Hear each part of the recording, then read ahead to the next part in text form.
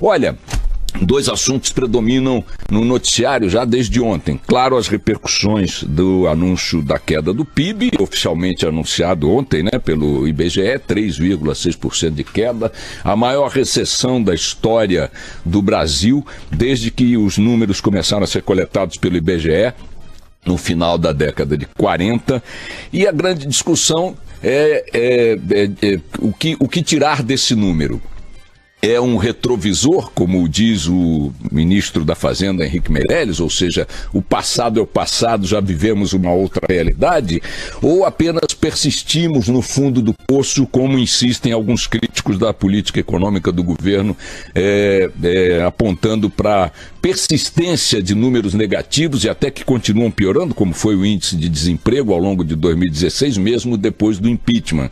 Os governistas dizem que tudo que sofremos hoje é herança do passado e os críticos do governo dizem que o que ainda sofremos hoje continua sendo fruto, consequência da forma como o governo Temer e seus aliados tocam o barco. O fato é o seguinte, ouvi ontem uma análise, eu vou pedir desculpas aqui, porque não lembro o nome da autora, na Rádio Estadão, se não me falha a memória, em que ela disse o seguinte, olha, vamos dividir esse mau resultado. Ele é um retrovisor, ok, ele é um retrovisor, mas o retrovisor de 2016 pega o governo Temer, a atual equipe, de abril em diante, no comando das coisas do país. Então, não dá para você dizer que um ano que tem 12 meses pertence integralmente a um governo que dele foi apiado no quarto mês. Mas também não dá para dizer que, chegando no quarto mês ao poder, ele consiga, qualquer governo, alterar uma realidade que vem sendo construída desastrosamente durante muito tempo pelo governo que ele sucedeu. Então vamos fazer uma conta aqui salomônica e dividir meio a meio. A metade desse retrovisor fica por conta das tragédias produzidas pela política econômica do PT e a outra metade dessa tragédia pela falta de políticas econômicas que revertessem tal quadro de responsabilidade do governo Temer. Ainda assim, teremos que analisar a primeira metade do PT e a segunda metade do PMDB Temer. E diz essa analista, não sem alguma razão, que a primeira metade tem um quadro muito pior que a segunda metade. É nisso que estão se fixando os governistas para apontar aí uma retomada da economia em 2017. Ontem o discurso do Henrique Meirelles nem poderia ser diferente. Era o seguinte, olha minha gente, está faltando pão, está faltando feijão, está faltando emprego, está faltando isso, está faltando aquilo, mas olha aqui, ó, o consumo de luz dentro do quarto do Joaquinzinho aumentou, significa que o Joaquinzinho está lendo mais. Olha, o carro saiu da garagem 3 vezes, antes estava saindo só uma, significa que as pessoas estão circulando mais.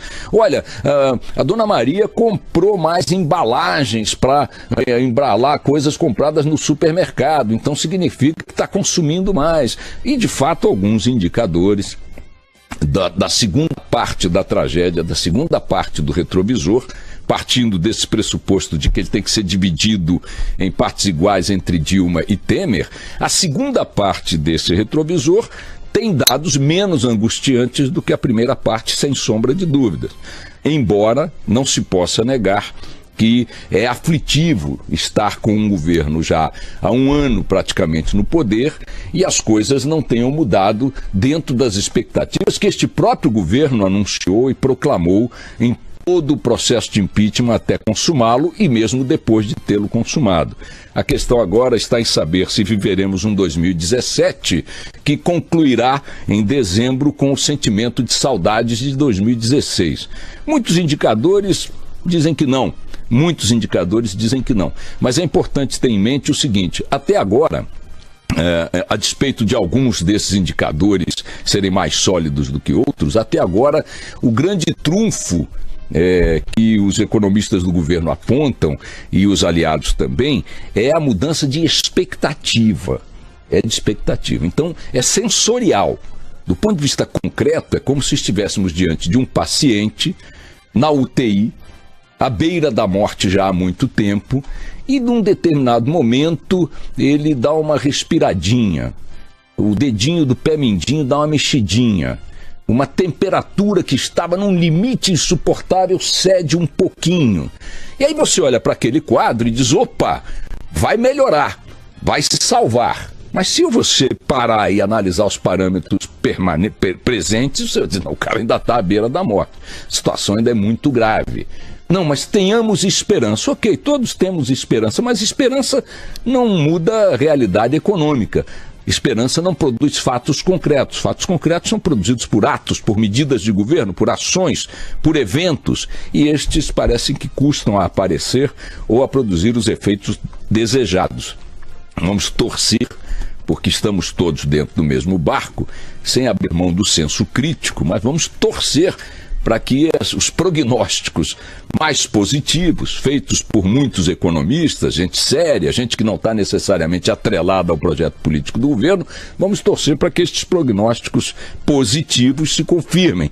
Mas, insisto, eles são apenas prognósticos, eles são apenas manifestações de esperança, de expectativas. Ainda há um longo terreno para a gente avançar aí ao longo de 2017, para quem sabe em 2018 colhermos o alívio de um suspiro, né? Um suspiro daqueles que a gente tem depois que sobe as escadas. Cheguei, ai que bom, e dá aquela aliviada. Olhar para 2018 me parece mais realista do que ficar esperando qualquer coisa em 2017 que nos dê grandes alegrias. O segundo assunto que está no noticiário é a decisão do Supremo Tribunal Federal, através de sua segunda turma, que é a turma que cuida da Lava Jato, de tornar réu no Supremo Tribunal Federal o senador Waldir Raupp, do PMDB de Roraima. O Waldir Raupp recebeu uma... Rondônia, perdão. O Waldir Raupp recebeu uma doação da Queiroz Galvão de R$500 mil em 2010. Foi lá, registrou a doação como doação de campanha formalmente no TSE, na Justiça Eleitoral, melhor dizendo, e em cima disso criou o argumento de que está tudo bem. O que fez o Supremo ontem? O Supremo disse, não, peraí, está tudo bem não. O fato de você ter recebido uma doação e ter registrado essa doação na Justiça Eleitoral não é garantia de licitude de todo o processo. A origem desse dinheiro pode ser uma origem ilícita, resultante de má gestão do dinheiro público mancomunada com o interesse da empresa que doou o dinheiro para você. Exemplo, a Queiroz Galvão tem um projeto no Senado que resulta em vantagens para obras que ela está realizando ou isenções fiscais que ela esteja pretendendo. Chega no Waldir Raupp e diz, Waldir Raupp, faz uma manobra aí para conseguir esse troço que me interessa aqui. Ele é meio ruim para o contribuinte, para o tesouro, para a moral pública, mas você vai lá e aprova, dá um jeito, faz isso aí, dá uma pressão em cima do ministério que está com esse projeto e tal, bababá. O Waldir Raupp vai lá, cumpre o trabalho que lhe foi encomendado pela Queiroz Galvão. Conseguida vitoriosa a manobra, Queiroz Galvão vai lá, ganhou dinheiro de forma criminosa através desse procedimento e vai lá dar uma parte do dinheiro para o Waldir Raupp, que vai registra na Justiça Eleitoral. Está tudo bem? Não está tudo bem. Na origem deste ato formalmente lícito de doação registrada tem uma sacanagem, tem um crime. Tem algo que lesou o interesse do cidadão, que lesou o interesse público. O Globo fez de todos os jornais que fizeram, hoje o Globo traz a manchete dizendo Caixa 1 não é álibi. E é isso que a gente tem que olhar, porque de fato da decisão de ontem do Supremo, esse é o dado mais relevante. A partir do momento em que o Supremo diz, no caso do Waldir Raupp, que a simples declaração do dinheiro recebido na campanha, a simples confissão de que o dinheiro foi entregue, apresenta lá o relatório da doação à Justiça Eleitoral, que essa formalidade não purifica o processo. Não tira o seu caráter criminoso, eventualmente criminoso. E o Globo, na reportagem do André de Souza e da Carolina Brígido, reproduz o voto que eu tomarei a liberdade também de me apropriar aqui do ministro Marco Aurélio Mello, nessa decisão de ontem.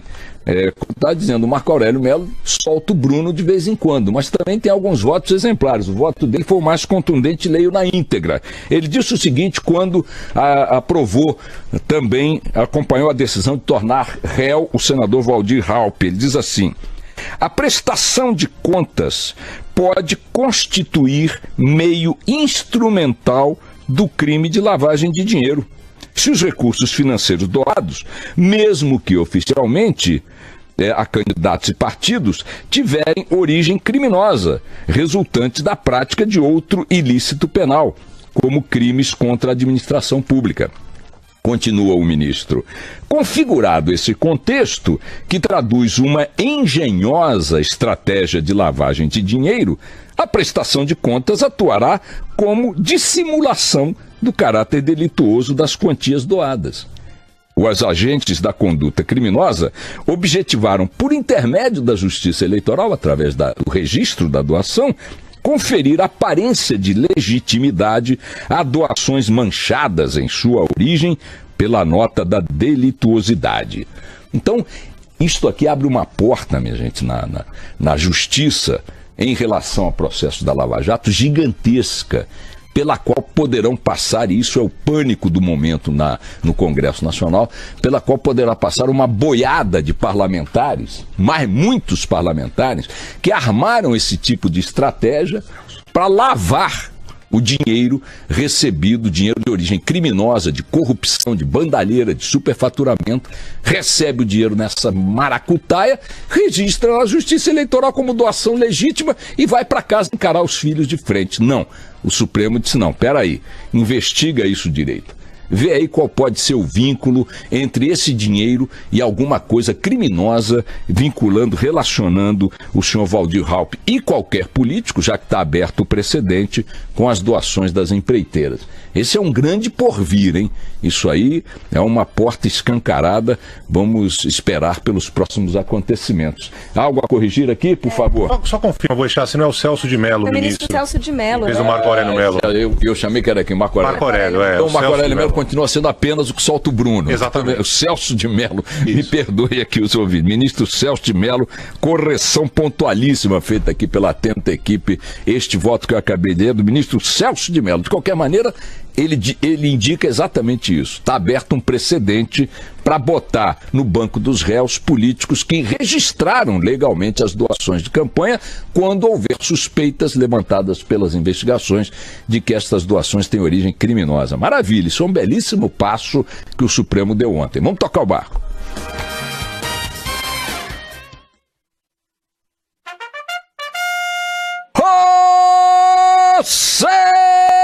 José Simão. Perdeu o fôlego. Modera aí, modera. Não vem com esse grito de torcida organizada. Hoje é o Dia Internacional da Mulher. Boechat, hoje é dia delas. É o dia das migas suas loucas, como dizem na internet. Miga sua louca, hoje é teu dia. E eu vou avisando logo, eu sou feminista. Isso. Eu sou da turma Respeita as Minas. O PGN é feminista. Isso. Mão boba é do tempo do Trump. Aliás, como será que o Trump trata a mulher dele, hein? Ah, sei lá, né? Cala a boca e sorria, sua imigrante. Vá lá e copia direito esse discurso. Sua imigrante. E nós temos, Boechat, 4 piadas prontas no Dia da Mulher. Opa! É overdose. Primeira piada pronta.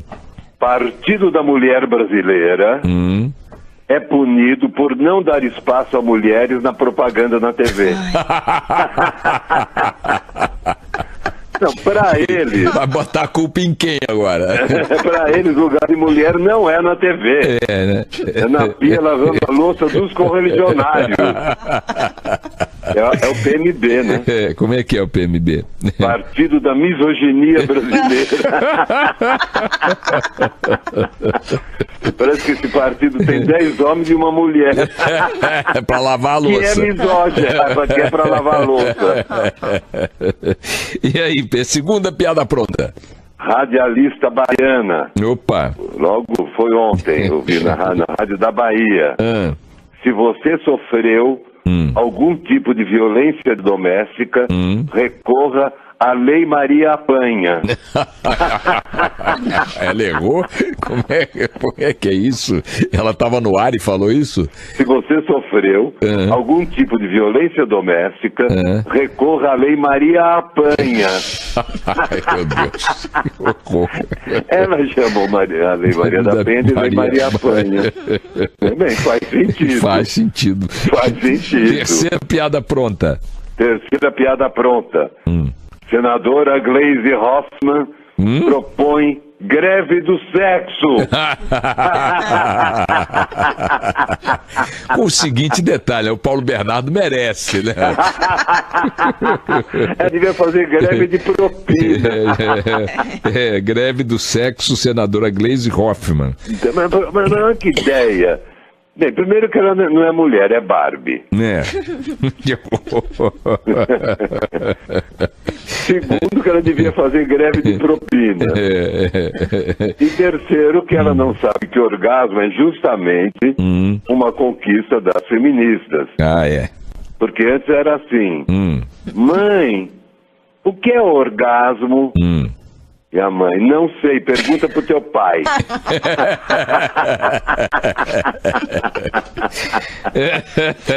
Antes só o pai gostava. Avisa a senadora Gleisi Hoffmann. E o orgasmo é feminismo. E o Paulo Bernardo. Avisa pro Paulo Bernardo. Olha aqui. Que hoje vai ter dor de cabeça. Vai. Estamos na quarta piada pronta. Quarta piada pronta. Casal no Ceará tem 38 filhos. E qual é a piada? O nome da mulher. Raimunda Coelho. Tadinha. Porque 38 filhos não é piada, não. Não é piada, não, é Brasil. Mas mulher coelho também é coisa do passado. Ô, Excelência, agora vem cá. Agora vem cá. E o predestinado do Dia da Mulher, quem é? Aqui diretamente de São Paulo, o psiquiatra Dr. Carlos Assédio. Não é verdade. Não tem. Isso não é um programa de piada. Isso é jornalismo. Dá um Google. Como é que chama, doutor? Dr. Carlos Assédio. Como é que é a consulta? Dr. Carlos.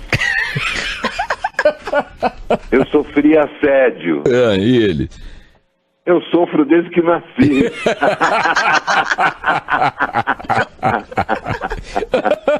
Doutor Carlos, eu sofri assédio no metrô. E eu sofro assédio desde que nasci. No berçário. Tá aqui, ó, existe.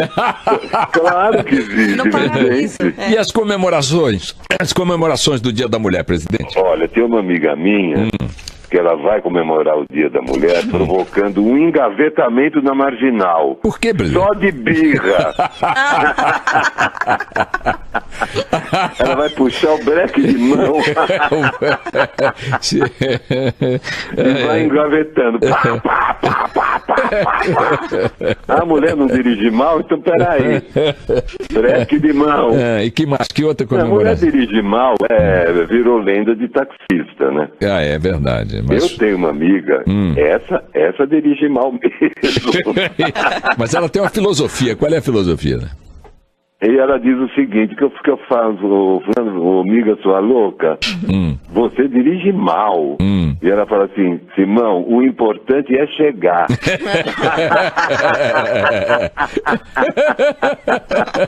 Tem razão, né? E uma outra amiga minha, contrariando a Gleisi Hoffmann, vai comemorar o Dia da Mulher tendo orgasmos múltiplos com eco. Pro prédio inteiro ouvir. Você viu só aquela sirigaita do 36? Gritou a noite inteira. Como é que é o grito aí? Olha o grito de orgasmo que ela foi arrumar. Contrariando a senadora Gleisi Hoffmann. Agora... Antes a mulher só falava 3 coisas, né? Show galinha, pra dentro, menino. E a janta tá na mesa. Hoje a mulher fala 3 coisas. Empoderamento, empoderamento e empoderamento. Que eu não sei direito o que é. Mas apoio. Agora, Excelência... Apoio, eu sei que deve ser coisa boa. Agora, eu não sei direito o que é. Excelência, e qual foi a mensagem postada no Twitter por uma amiga nossa travesti? Qual foi? Foi hoje bem cedo, tipo 7 da manhã, eu não sei se ela estava acordando ou estava virada. O que a travesti escreveu? Ela botou assim no Twitter: bom dia, um quase obrigado de uma quase mulher. Que graça, é bonitinho, né? Não? É sensacional. Um quase obrigado de uma quase mulher. Excelência, olha aqui, 2 assuntos rápidos aqui de seus ouvintes, saindo um pouco da homenagem integral hoje do programa para o Dia Internacional da Mulher. A primeira delas é do ouvinte Francisco, seu eleitor do PGN, mora em Mogi das Cruzes, mandou uma foto para cá de uma propaganda. Criaram uma transportadora em Mogi das Cruzes que vai muito bem aí com os tempos de Lava Jato. Sabe como é que chama? Como? Réus Transportadora. Frete exclusivo para Curitiba. Carreta, já estão mandando carreta para carregar. Só transportamos para Curitiba. Réus Transportador. Aí a propaganda é diferencial, melhor custo-benefício. Pronto.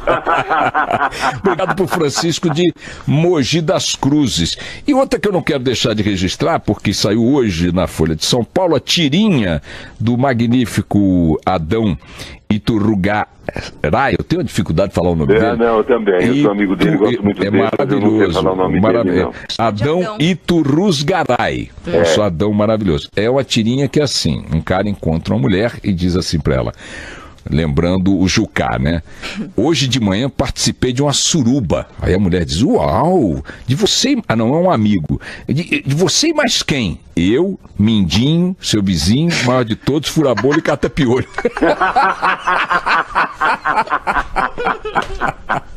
É o Jucá fazendo escola. Esse Jucá ficou pra história. Viva a mulherada, presidente Simão, até amanhã. Hasta amanhã.